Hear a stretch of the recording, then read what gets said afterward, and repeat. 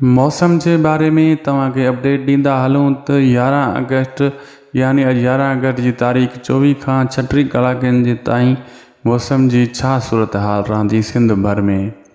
रोज़ानो तव्हांखे अपडेट ॾींदा आहियूं मौसम के बारे में। मौसम उहा शइ आहे त हर माण्हू खे अपडेट हुजणु खपे।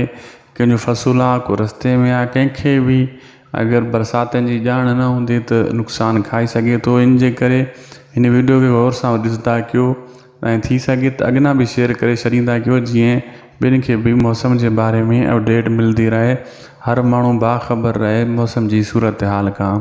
अगर यूट्यूब ते ॾिसी रहिया हो असांजी ही वीडियो तो शायद कुछ भी लोग यूट्यूब चैनल के सब्सक्राइब करे छॾियो। अगर फेसबुक पेज ते ॾिसी रहिया हो तो सभिनी दोस्तन के गुज़ारिश है फेसबुक पेज के फॉलो लाइक शेयर ज़रूर कंदा।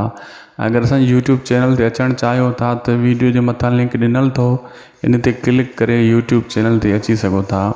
हलो था मौसम की अपडेट की तरफ। तो 11 अगस्त 24 खां 36 कलाकनि जी सूरत हाल छा रहंदी सिंध भर में। दोस्तों रोज़ाना जी तरह अज भी मौसम जो हाल साॻियो ई रहंदो।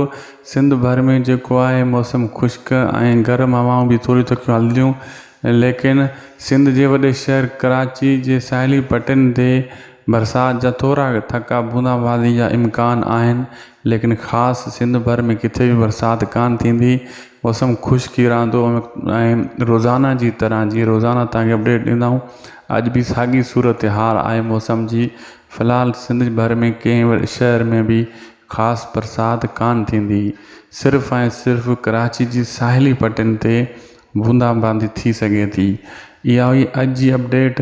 महिरबानी करे असांजे चैनल के ज़रूर सब्सक्राइब कंदा ऐं फेसबुक पेज के भी फॉलो ज़रूर कंदा। असांखे ॾींदा इजाज़त। ख़ुशि हुजो ऐं आबाद हुजो।